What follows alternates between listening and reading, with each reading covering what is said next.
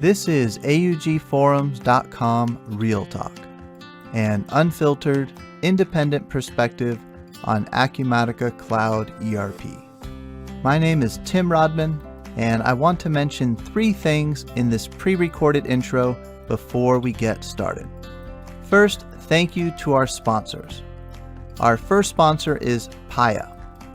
Paya offers Acumatica users a suite of industry-leading payment orchestration tools. Far beyond native Acumatica payments, Paya enables EMV, NFC terminals for counter sale. They offer a frictionless customer portal through their click-to-pay solution, and they support most e-commerce platforms and point-of-sale solutions used with Acumatica, such as One Retail and AcuPOS. And best of all, omni-channel reconciliation is available for all of their solutions. Our second sponsor is DataSelf. DataSelf Analytics is a revolutionary reporting solution that enables organizations to make the most informed decisions faster and easier than ever. It uniquely simplifies business intelligence, empowers anyone to build and access dashboards, and delivers critical business insight when and where you need it. Our third sponsor is 24/7 Digitize. 24/7 Digitize is an Acumatica bookkeeping service provider that helps derive the best value from your Acumatica investment by maintaining your books utilizing Acumatica's best practices and guidelines. Please take a minute to support this podcast by clicking each one of the sponsor banners located at augforums.com/sponsors. Our sponsors track clicks, and every click helps to support this podcast. The second thing I'd like to mention is that I'm always looking for victims. Guests. If you use Acumatica in any capacity, no matter how small, I'd love to talk with you. Check out augforums.com/podcast and click the link near the top of the page to learn more about being a guest on the podcast. Third and finally, I'd love to see you listed on my Rolodex. Check out augforums.com/Rolodex to find out who else is using Acumatica and read the instructions at the top to see how you can add yourself to the list. All right, that's it for the pre-recorded intro. Let's get started. Today is Saturday, January 28th, 2023, and this is episode number 107, Interviews from Acumatica Hackathon 2023. I didn't participate on a team in the hackathon this year, but I did show up in time to participate in dinner and conduct some interviews. I hope that for those of you who've never been to a hackathon before, this will give you an idea of what it's like. The hackathon was held in a ballroom at the Wynn in Las Vegas right before the Acumatica Summit started. The ballroom for the hackathon was on the lower level, all the way in the back, which seemed like an appropriate place to stash developers. Dinner was catered by the hotel, and the food was fantastic. After dinner, I went around to each of the teams and asked them about what project they were working on. The official presentations were the next day, but I got to interview people while the level of optimism was still high, and we get an idea of what teams were trying to build rather than having to worry about what actually got built. The teams were named after letters in the Greek alphabet. A big thank you to Mark Franks for letting me crash the hackathon as a guest, participate in the dinner, and do the interviews. Mark is the first interview, but you'll notice that the beginning of the interview is jarbled. I learned an important lesson, which was not to record interviews on my phone. For some reason, the audio in several of the interviews was messed up, especially in the beginning. I'm not sure if it was the mic that I used or the mobile app that I used. Next time, though, I'll make sure to record on my computer. Still, though, I think there's some valuable info here, so I still turned it into a podcast episode. Check out the episode page at augforums.com/episode 107 to see the names of the people that I interviewed. If you click on a name, it will take you to that specific interview. You'll also find links to the hackathon judging criteria, the hackathon winners, and the hackathon GitHub repositories, which has the code that you can download and try in your own Acumatica environment. All right, with that, let's get into the interviews, starting with Mark Franks, Senior Platform Evangelist at Acumatica. Also the dev track here at Summit, and the DevCon in June, and other events and so forth. Yeah, the DevCon in June, the developer blog posts, the coffee and you're still doing the coffee and code, running the developer MVP program, or really the entire MVP program. The entire MVP program, yes. So you've got a lot on your plate, and boy, remind me, do you even know what number hackathon is this for you? Number 7. 7. Only wow. Because I counted the years on the trophy. Oh, that's right. You have a Stanley Cup style trophy, right? Where it's only one trophy, and each person the winner gets to keep it for a year, right? No one gets to keep it, but they get their name etched in it for perpetuity, and then it's bragging rights mostly. Well, very cool. It's really cool to see how this has evolved over the years, and maybe you could step back and just give us an idea of, what does the hackathon mean to you, and kind of what goes through your mind when you're putting it on. Well, let me step back, if I may, just to give a little context for people. So we started this 7 years ago, and it was on a whim, basically. And it was and we did it last minute, and we got like 7 teams to show up, about 4 people per team. It was developer only. Was this in San Diego? This was in San Diego, okay. And it was essentially an 8-hour hackathon. So it wasn't, it's evolved since then. It was successful, so then the next year and the subsequent years, we decided, well, let's do a Saturday, and let's get them to go to bed at midnight, so they're not, doing a 24-hour, hackathon, and then they can come in at 10 o'clock, get everything ready, their presentations, and then at noon they'll do their 10-minute presentations, and then we finish it around 3 o'clock and give them prizes. There's judging and then prizes and so forth.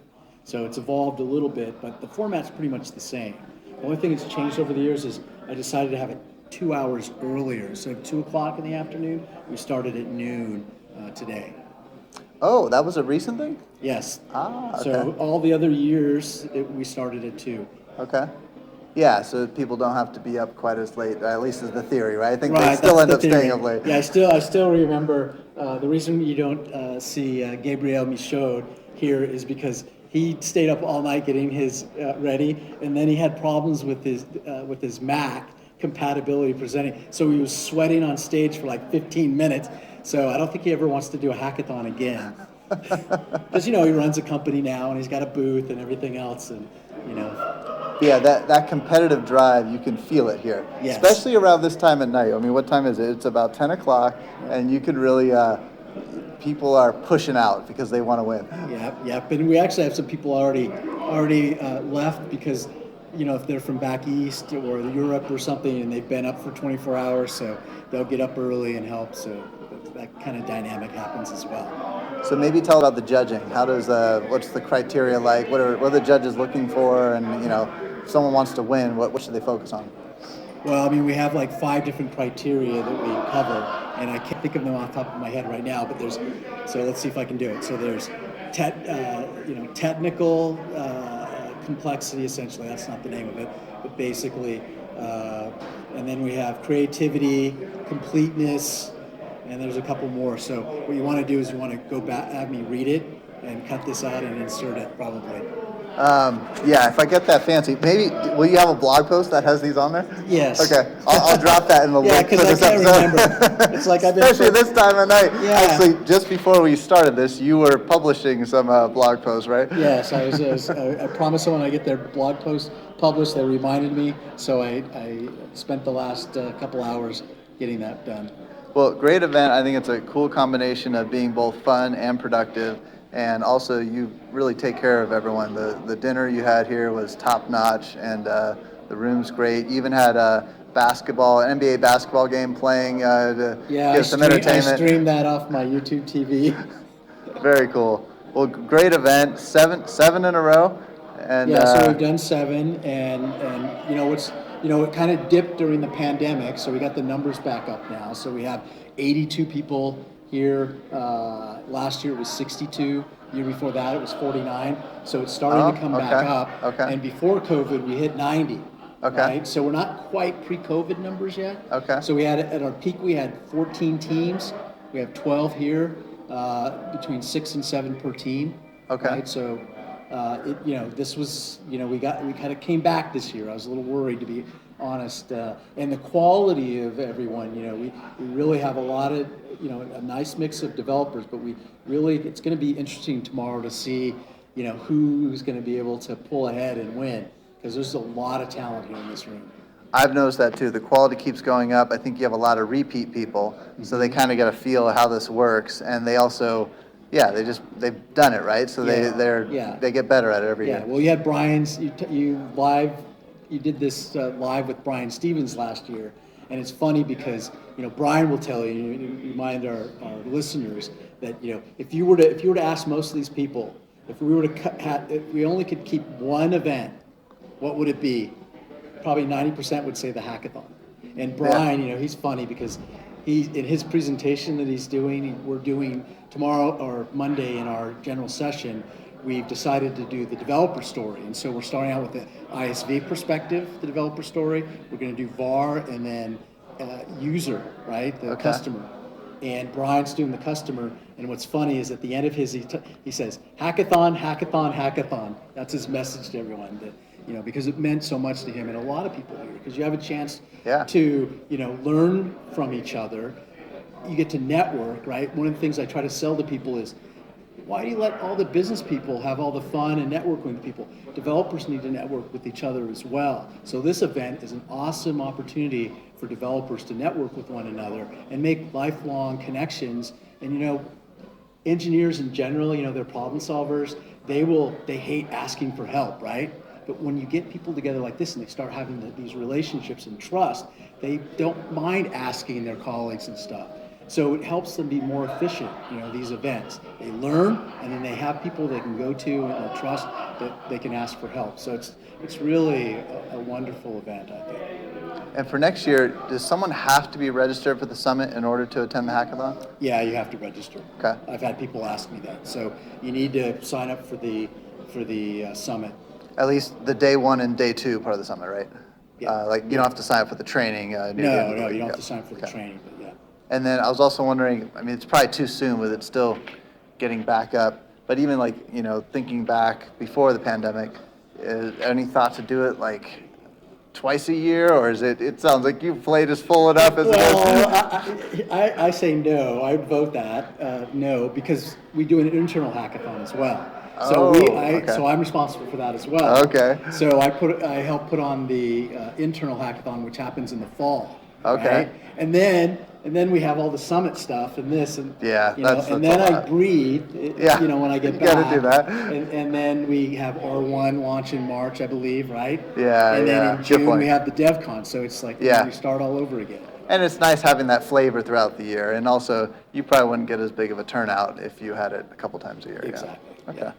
Well, cool. Well, great event, and thanks for popping out and taking the time to talk about it. You bet. Thank you. All right, I got Brian here from Team Alpha, and why don't you tell me what cool thing you guys are working on? We're working on Acumatica rewards. We're trying to solve the real-world problem of getting employees to buy into the process of ensuring they learned what they were supposed to learn. So we're going to use the old Acumatica surveys project that they continue to work on, but for our version we're going to use a little bit older version to keep it simple of the surveys project. But we're going to use that to create a questionnaire that quizzes the employee on what they have learned. In that. So would this be during an implementation when they're supposed to be doing testing, or ongoing? Or? Well, you never really just have an employee that starts at the beginning and you're done with employees, right? You have turnover. Okay. And so you always have training that needs to be done, and you want to validate that training. But let's say it's that fantastic safety training that nobody really wants to do. But they need to take a test to show that they learn the material every year. So if you use Acumatica surveys for the testing, what we want to do is make that rewarding to encourage them to actually do the testing, because it's very difficult to get employees to be engaged. And so by using the surveys, that's just a touch point to enable our rewards. We want to use the surveys to be able to quiz them and create incentives for doing that survey, for following up with their training, so that the continuous training creates continuous improvement with the employees, and we can reward them. So let's say, for instance, you did your safety training and you got 10 points for completing the quiz. Well, if you build up enough points, just like when you use your airline miles to get a reward, you build up enough points. Let's say it's a Reward Friday and you cash in 10 points for a breakfast biscuit. Or you decide, I'm going to save mine up until I can get, they hand out for enough points, a free extra vacation day. I'll save mine up for that. Yeah, that motivates me. I like that. Yeah. So we're trying to create a way of incentivizing employees to follow up with those mundane activities that we need to quiz them to ensure that they're really learning what they need to learn. And what's the advantage of doing it in Acumatica? Because it's unlimited users, people already have a login. Is that kind of the idea? Yeah, you should already be in there. So everything you do should be in Acumatica. Acumatica's life, right? Very cool. Well, looking forward to seeing how it turns out. Thanks. Thank you. Maybe you could give us a little overview of what you're working on and what you might change to. So what we're looking at utilizing AI technology to essentially automatically answer stuff and do something within the Acumatica system based on the email correspondence that happens within the system. So we're thinking of calling our project B2Bot, so that you have that element of a bot interaction going on, where we'd have just conventional business events send out notifications to some human out there to answer some questions, and that human's going to respond with some answers, and we're going to use natural language processing to determine what changes need to happen in Acumatica to make that happen. So we're looking. Can I ask with the bot then, like, respond with, you could do 1, 2, or 3, or is it all just figuring it out from natural language? It's just figuring it out from natural language. Okay. So the services that we're looking at right now is primarily Microsoft Cognitive Language Services. We might have some late entry to utilize ChatGPT. I've been seeing that coming across my social media feed quite a bit. Yeah, and there's some pretty impressive stuff that's happening with ChatGPT, and we got somebody on our team that's put that into play at this point. So that might be a last-minute entry to our project as well. But anyway, the overall goal is you have this email correspondence in your system, and we're mostly analyzing the inbound aspects of it, and we're engaging these endpoints for the Microsoft Cognitive Services, the language processing end of it. There's a whole array of other cognitive services under that umbrella. But what we're doing is we're training our models to determine, like, what is the intent behind the email, or what is the intent in the body of the email, and then we're storing that relative to the email process. So that's really phase one of the process, and it's all going to happen synchronously and automatically go into phase two of it. But the first part of it is just train the model. And one of the things that we're doing with it is we're training the model with ChatGPT as well. So we're asking, we're looking at particular. Does that mean like you're using a computer to train your computer? Yes, Oh, exactly. interesting. Yes, exactly. So one of the goals was, one of our use cases is the interactions between the system and a vendor in terms of statuses on purchase orders. Well, there's various different responses that you can get. That sounds like a there's- great case for automation. Yeah, I like that. Yeah, so there's cases. Oh well, this item went on back order, and you're going to expect this at such and such a time. Your order is inbound on tracking and here's the tracking numbers for it. Or your order is entered into the system. You'll expect delivery at such and such a time, and we want to be able to process those types of responses and then automatically do something in the Acumatica system to update the record and do some sort of process based on that information. Can I ask how you trigger it then? So like an email comes in, gets processed with the regular Acumatica email processing, then how does it kick off your stuff? Is that all just code in the customization project, or are you leveraging something? It's inbound emails and do the actual process. Use case, we're also looking to utilize and look for ways to use sentiment analysis. So one of the easy ways that we can go about it is look at the sentiment analysis of correspondence that happens on a case. Is that sentiment analysis positive or negative? We can then have key performance indicators on individuals as to like, are they commonly having negative interactions with customers or positive interactions with customers. It sounds like you're going to be up late tonight. I should let you get back to work. It sounds like you have a lot to work on. we do have a lot to work on, but actually there's a degree of simplicity to it. So I mean, pretty much like what we're doing is we're grabbing that information and we're pulling it into Acumatica. So that's phase one, is just having a normalized state, persisting that data and that analysis into the Acumatica system to process however it's needed. One of the things that we sort of like a modular approach that you get that wrapped up and then you go apply it to wherever you're going to then apply it to your use cases. So one of our goals is to make this extensible. So I mean, obviously we have to have one or two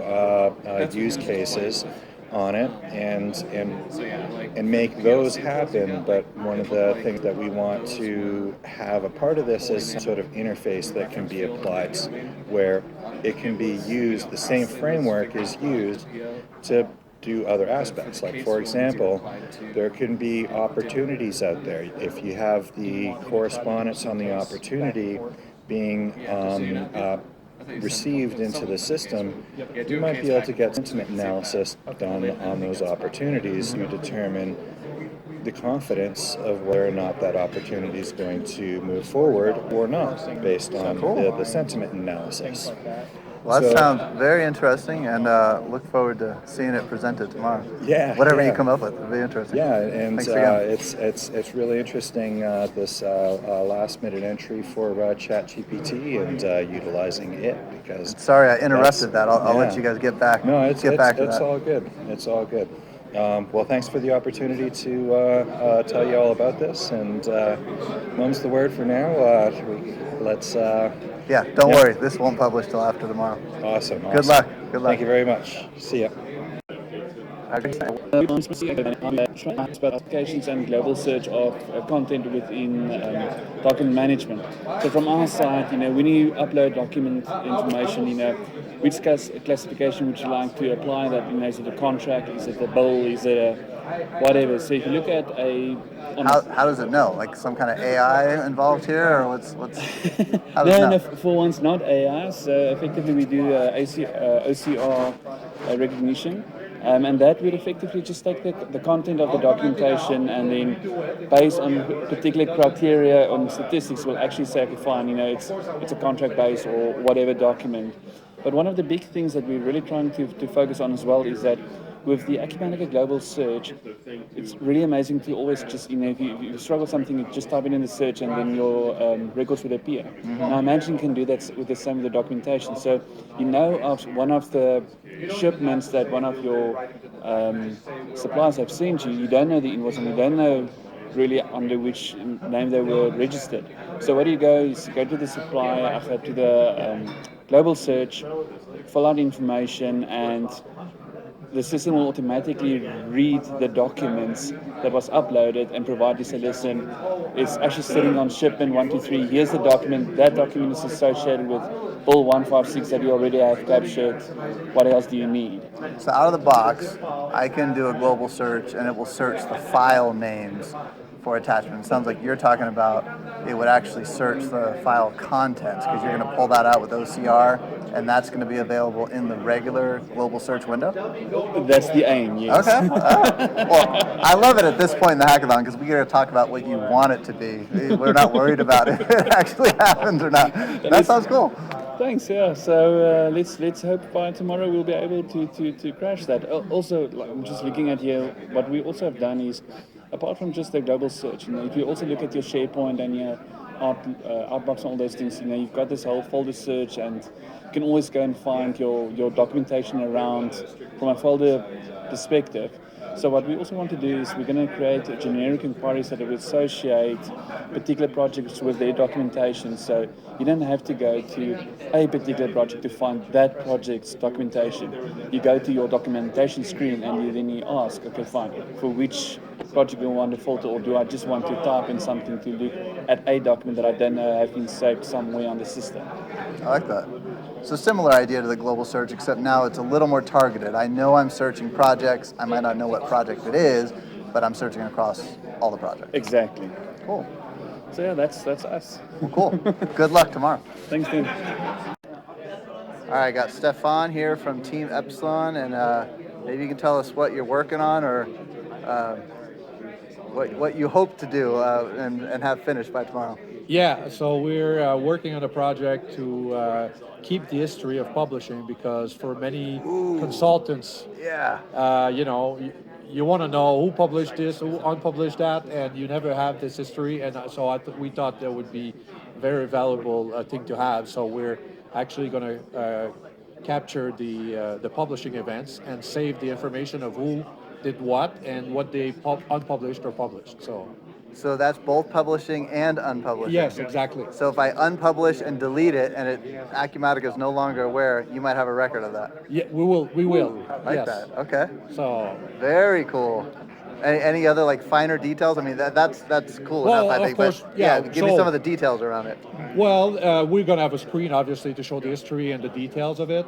And we're working also on sending email notification when we publish, and also mobile notification through SMS or whatnot. How about, are you going to capture the project at the time? Like, let's say it got deleted, so it doesn't exist anymore. Are you going to capture the code at all? We could actually save the zip at that moment where it was unpublished or published. So yeah, That'd be we could cool. do- yeah, Because that happens sometimes, right? It gets Yeah, yeah. unpublished and then gets deleted and no one has it and anymore. then you go to the history, it's there, it's back there. Yeah. So yeah, Okay. that's a good idea. You might blow up the size of the database. Well, but, but who cares? Yeah, this is a We're hackathon. Who developers. cares? We expecting unlimited memory and disk. So. That made Microsoft did well for them, right? Exactly. You just throw more Big hardware at bubble, it. you got to inflate the bubble. Well, cool. This one sounds very practical. I like Yeah, this. exactly. Yeah. We think it's a winner, but we'll see tomorrow. Well, good luck. Thanks for sharing. Thank you so much. I got Jennifer here from Team Zeta, and maybe you could tell us what you're working on. We are working on a dashboard for VARs so they can do a high-level overview of consolidated data of the health of their customers. So for example, at a quick glance, they'll be able to see what version of Acumatica their customers are running on, how many customization screens they have, if any are not published, what their license usage is, if they're going over what their allocated amounts are, what of their financials have been closed, when was the last period closed, if they have any outstanding, those sorts of things. But it's data mining for their entire customer base as opposed to having to log into each individual customer. Okay, so there'll be some kind of setup screen where I can plug in like URLs and credentials, Yes. like just in a grid format, and then Yep. it goes and retrieves all that. Yes, and then we'll pull it onto a nice pretty dashboard with tables and graphs and stuff. And is this all talking like via API, so like you don't have to go publish a customization project in each environment? Is it, do you use like the, I forget, the OData that just queries the regular data access classes? Well, we're intending to do both, but we're going for Hackathon. We're using an endpoint, which will require a publish to the cluster. The option is there, and we've started with some of the framework to have the ability to do an OData and put it into an external page, an external dashboard. But because we're doing the endpoint, it's going to be embedded into a dashboard within the Acumatica itself. And since a lot of ours are running Acumatica internally, that's not a big deal. That's how they would consume the data. Exactly. Cool. Well, good luck. Sounds fun. It has been fun.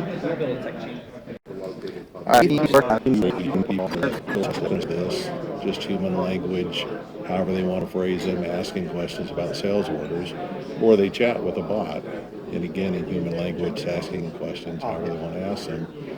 And then the system we've written uses, looks up the data in Acumatica and uses the AI features of ChatGPT to translate the human language question your customer made into a computer question, get all that data, and then format it back into something that makes sense to a human and send it back to them either through chat or email. And is this all going to live like in an Acumatica customization project, or is it some kind of outside thing? Right now we've done it in a couple of ways. We did a solution that lives within inside of an Acumatica customization to prove out that mechanism of doing it with Acumatica. We also did it in a low-code way through Power Automate to show that you could do it either way. So we've done part of it in each just to show that they could both work with Acumatica. And is the brain the same? It's just getting called in two different places? Same brain, same ChatGPT, same Acumatica, just two different mechanisms to show how you could do this with the flexibility of Acumatica and ChatGPT using either way. And then how about, you got a use case yet for tomorrow in your PowerPoint slides? Well, tomorrow is customer service questions, so people can type in customer service questions, phrase just about any way you want to phrase them. It figures them out, gets the answer, and preps it up and sends it back to you. And via email, so they would just send their questions via email to an email address. And via chat. So Okay. there's a chat bar too. Just it would sit like on your company's website? Yes, it's designed to be either an internal or an outside. It doesn't matter. Any website you want, you get into the website, little chat box about your company's customer service. Sounds pretty cool. Well, we think so. Well, I hope you're not up too late tonight, and good luck tomorrow. All righty, thank you. I've got Colvin Theta, and you're working on or The sky idea is for yeah, that's what I want. The pie in the sky. pie in the sky idea is to give back to the developers their evenings. So the idea is to, whenever we publish a customization, we typically have our developers wait after hours and publish it to their customer's production instance. Disrupt their current working day. You don't want to disrupt any integration that might be running. So what we want to do is we want to automate all this. So once we've committed our solution to a GitHub repo, we'll kick off some actions. The first action we'll want to do is validate whether this customization will publish successfully to the production instance. And then the second one would be to actually do the publishing, but maybe on a scheduled timer. For example, we have a client that may want this published after 10 p.m. That's just a business rule. So we can now automate all this. Won't need our developer to sit there at 10 p.m. to publish it. Manually, we can now try to automate this. And we're just trying to leverage the customization APIs that have been recently released with the 2022 R2 release. Oh, was that recent? I remember reading about it. Okay. So it's been done before with screen-based API, but this is just taking it that next level with combining GitHub Actions as well as the REST API offering that's just been introduced recently. And will you get back some kind of message so you'll know if it was successful or not? So that's what we're kind of trying to figure out right now. What are the options here? Is it just a notification via email or other? This just opens up a lot of possibilities. I'm going to pause real quick. So our little interruption there was letting us know that the presentations are going to take 3 hours tomorrow. Wow, I didn't realize that. So sorry, back to, so you're still working on whether not you'll really get it working back. on. We'll leave it open to the community, but what we want to do is give them the foundations, two parts, like the ability to validate a project. Second is to create a timer-based deployment, if we can get that far. But this just gives them the foundation to do these things automated versus, trying to do One more this. thing, just people. So it's sort of a foundational idea. A company has their own rules on how they want to deploy, when they want to deploy. So we're just leaving that out to them. But I think this is a great starter project for anybody out there that wants to take advantage of automated deployments, and then also validate and help tie all this in with GitHub. So I think it's just a marriage of two really good situations with the customization API and GitHub, and the way the new actions are rolling out. I think it's going to be really cool to see. I like the pie in the sky. Yeah, it might take a couple more versions of Acumatica to get everything you really need to make it real world. But yeah, I like the concept. It's pretty cool. Yeah. Well, good luck tomorrow. Thank you. Take care. All right, I got Hank here from Team IOTA. He hates Excel, and he's going to tell us what he's working on in his group. Well, we're doing data conversions that doesn't involve Excel, where we can go SQL to SQL on a live basis from a source ERP system to a destination ERP system. Ooh, tell me more. So it's just about being able to start early with data conversions and one step closer running to it having it all. over weeks as opposed to one go live weekend. And that is the main objective here. So, all right, how are we connecting? So Acumatica's in the cloud, SaaS software. How is it going to break through firewalls and get to a SQL server on the other It end? doesn't have to. Anywhere on a laptop, and it can go from a TCP/IP connection to SQL straight to the web endpoints in Acumatica. Ooh, this is interesting. So you're going to build like some custom tables to house the data, and you've got your own endpoints that are going to be listening for pushes? Well, they always listening for pushes. So the Acumatica endpoints are always there, ready to accept data. So we just have to push it little by little over weeks before go live, and it'll all be done. And you To move the data.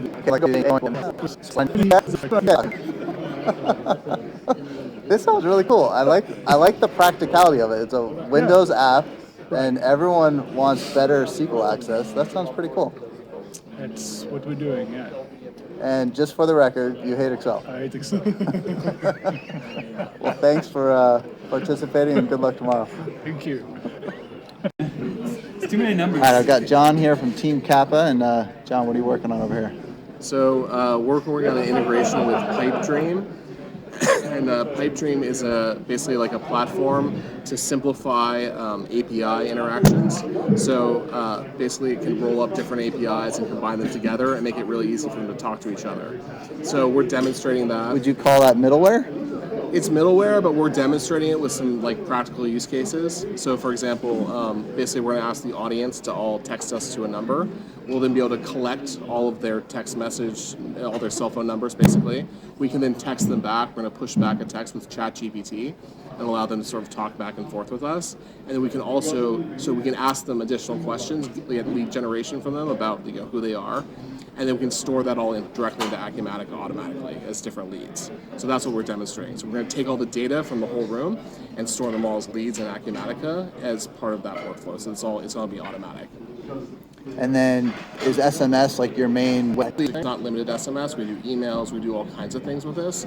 We're just demonstrating as a sort of like what's the most practical use case for a room full of people. And it's probably SMS, right? So like, hey, text this number. Okay, now we've started a lead gen, we've started lead gen with you automatically. And so the easiest thing for people to do on demand, right? So there may be other use cases in different scenarios, but in a room full of people, it's by far the easiest thing to do. I like your use case. I think that's got a cool demo factor. Yeah. Especially if people actually do it. Yeah, we'll see. We'll see what happens. And you're not worried about the lawyers here? No privacy concerns about everyone's cell phone numbers showing up on the screen tomorrow? Well, I don't think we're going to show everybody their cell phone numbers, right? But we will have them in the contacts, so we'll be able to demonstrate. But yeah, we probably won't show everyone's cell phone number. Cool. So you'll basically have like the lead screen open, then you'll refresh it, and there'll be a bunch more data. Exactly. So it's like, hey, like this whole. So and that's probably going to be a reveal, right? It's not going to be like we're not going to immediately say that, but we'll be like, hey, you're going to participate in this thing, and so oh by the Good way, idea. Yeah, guess don't tell what? them. Yeah, guess what? Everyone's now a lead now for us, right? So room full of people. Now we just got a lead. They're all in Acumatica, all ready to go. You have to do anything else. Do you have a booth this week? I do not have a booth yet. Yeah, That's next week. Yeah, I think anyone at a booth would love to have you on their team. Sounds good. Yeah. Well, Just find ways to get people's cell phone I'm available numbers. for hire. It's $100,000 a day, but no problem. Well, cool. Good luck tomorrow, and thanks for taking the time. Yeah, thanks. I got Mike here with Team Lambda. Mike's working on a presentation here, it looks like. Maybe you could tell us what you're working on. Okay, what we're building is kind of making webhooks kind of fall in the realm of the no-code, low-code model that Acumatica kind of touts. So the vision that we have and the application we're trying to build is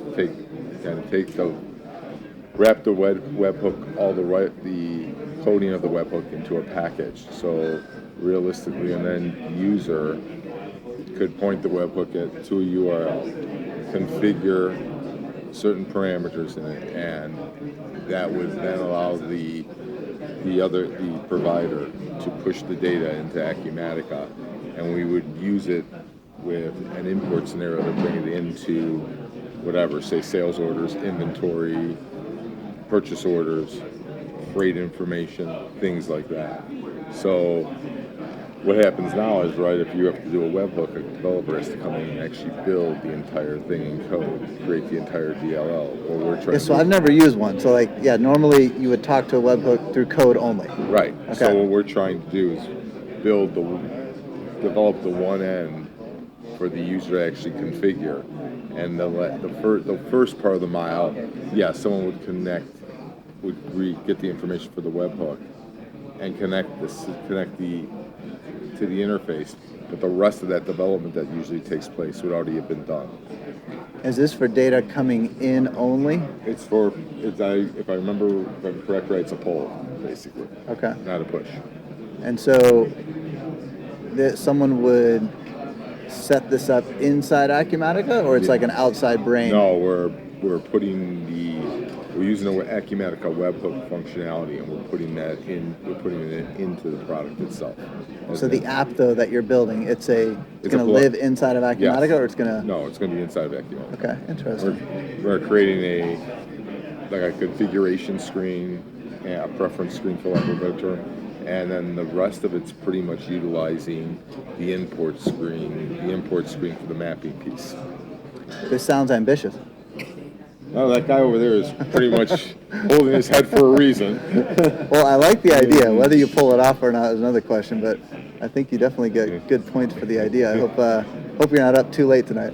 Well, I unfortunately don't have to do the coding, so I'm only starting to learn the coding. So we're leaving it to three pros over there to do that. Well, good luck for tomorrow. Here too. So good luck for tomorrow. Okay, thanks. All right, I've got Harsha and Paul from Team Moo here, and they're actually pretty prepared with their presentation. So this is going to be a dry run. Here we go. All right, thanks, Tim. So what we're working at Team Moo here is called Acumatica, which is automatic Acumatica optimization in terms of being able to publish packages, customization packages on a scheduled basis.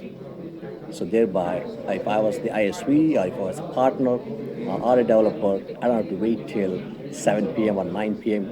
Eastern time or Mountain time or whatever time and sit in front of the computer to publish it.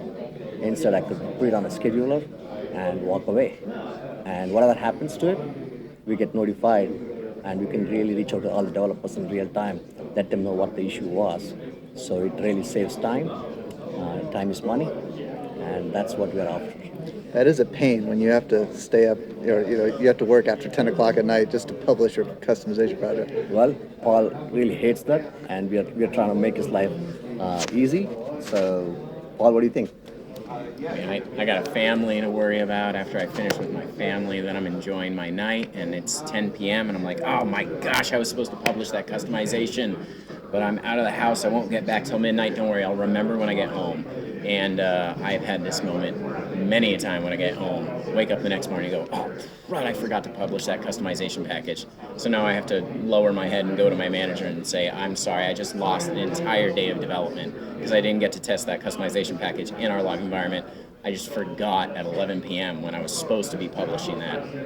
And now with Automatica, any user from a ISV to a developer to just an average customer, if you have a customization package and you need to test its install, you can assign a time, assign who will be receiving the log, meaning what happens, whether it's good, it breaks, or it is successful.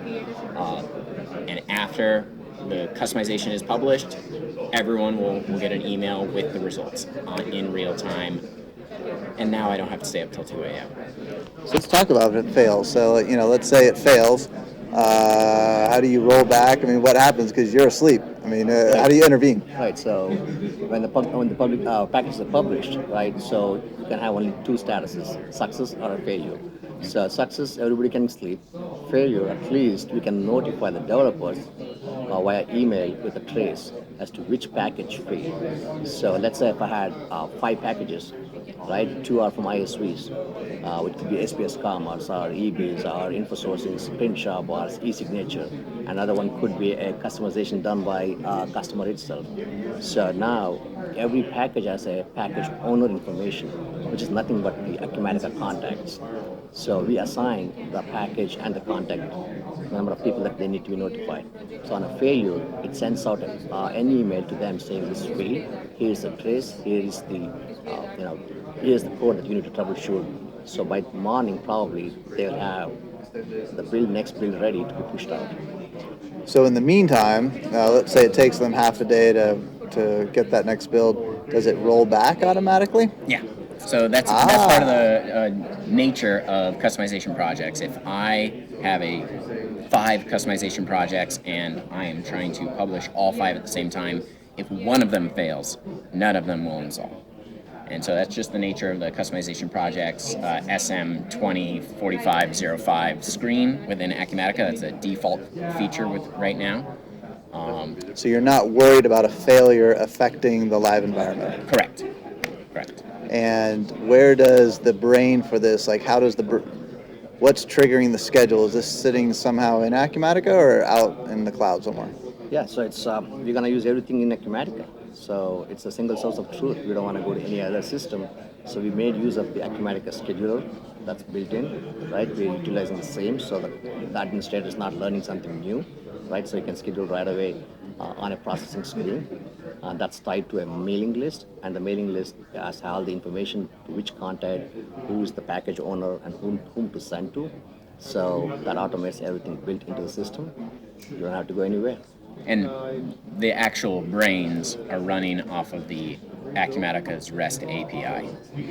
We've learned that in 2022 R2, they added within the REST API features the ability to upload, delete, publish, unpublish customizations. So how come you need that? If you're already inside the framework, how come you need to be talking to APIs? That gets a little bit into the technical details of why you need a UI interface and an API interface, but... So even though you're in the framework, it's hard to talk to the customization project screen directly without the APIs? When I'm not at my computer at 2 a.m., yes. Okay, interesting. And this could be just part of it being new uncharted territory. I mean, if you're relying on 2022 R2 functionality, we know Acumatica, we know it's not fully fleshed out, and you're kind of figuring that out right now, it sounds like. Low-hanging fruit. Okay. I think this is absolutely low-hanging fruit. I mean, it's a 2023 hackathon, so at least we got to hack something which is new. Yeah, this is bleeding edge stuff. This is cool. It's bleeding edge, and I think this is going to solve lots of ISVs and developers mayhem because they get to know only after the situation has happened, and it's going to take a few more hours or days to find a solution. So instead of that, you have much quicker delivery process, right? And then you have less frustration. Think about this: if it fails, then the customer has to send it to a partner, the partner has to send it to an ISV, then ISV has to forward it to a developer. So that chain of commands is taken out. The developer is in front. He gets the code, he gets the error, he knows what to fix.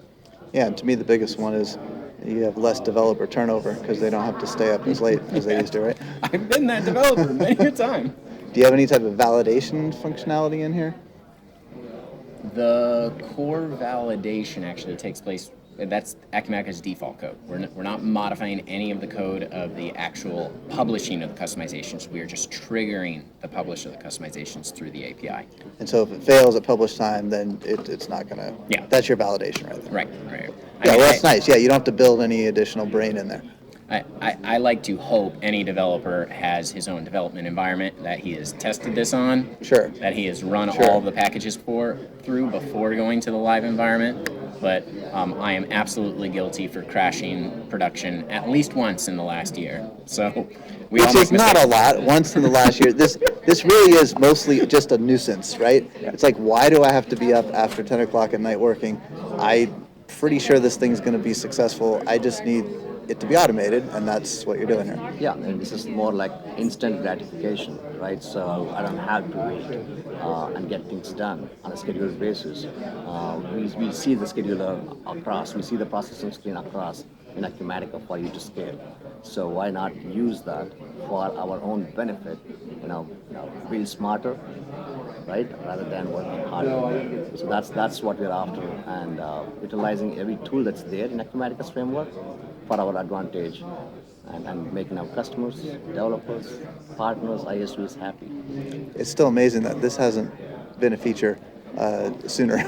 And I want everyone to put this in context. This was put together in the last 18 hours or 12 hours, right? Yeah. With this same functionality, it would be very feasible if you had another 12 hours of this process for us to automate a tenant snapshot.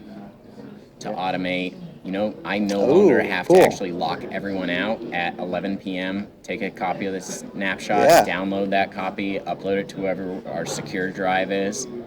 How about an automatic copy of production to test tenant and shut off the email processing? Why not? With our REST API, you can pretty much do anything of that sort, which is take a copy from here, put a copy over there. I also want to extend this where we can reach out to the endpoints and say, from my instance, I want to push if it's a developer, I can push the zip file to Acumatica's instance, and the scheduler picks it up the next day or next hour and publishes it. That's cool. So any update that takes place, and if I update my code, I can push it all to my partners with the click of a button. Well, I hope you're not up for the next 10 hours because it's 9:30 already, but cool ideas, and good luck in the presentation tomorrow. Thanks, Tim. Thanks, Tim. I appreciate it.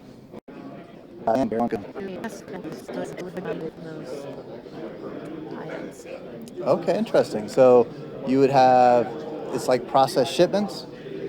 Well, similar, but it's after a shipment is confirmed. So you do all your pick, pack, and ship, and get that to a confirmed state. And then you can go in and assign everything to a driver that you want. And then anything within that driver, we then would send out to a routing API to calculate the traveling of the truck so it goes to all the right spots. And do I have to assign the driver, or could there be 50 shipments and I tell it there's 4 drivers and it will load balance between the drivers for me? No load balancing yet. Right now you have to assign it. That can be something you can always add on, but there's only so much time. Sure, yeah, but so this I forget how you described it, something routing API, are you able to tell us what you're using to magically determine the routes? Yeah, it's called Route For Me. And there's about 10 or so different routing API type processes out there that can be used, and this is just one of them. And so you basically feed it addresses in any order because it doesn't care about the order, and it comes back with a sorted order of addresses. Correct, as well as estimated time to get there. So you can kind of calculate if the guys start at 8 o'clock in the morning, approximately when they would be able to get to each of those addresses. And do you, I mean, this could be a future state thing. We're not talking about necessarily what's actual. This is all about your idea here. Could you also then say what type of shift, how long a driver has, so it would know how much time it has to work with, and maybe come back and say it's just not possible? Or?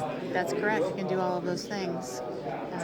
You can give it the time or the distance you want them to travel as well as the time. And it can fit it all in there or tell you if it can't fit.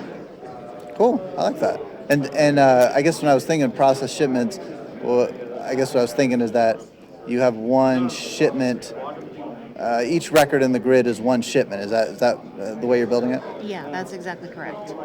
And then the driver, is it like a grid where you just have an editable column where you click in and assign the driver? Or how does that work? Yeah, that's correct. It's just going to be a column that's attached to the shipment record, so we know which driver actually, was assigned.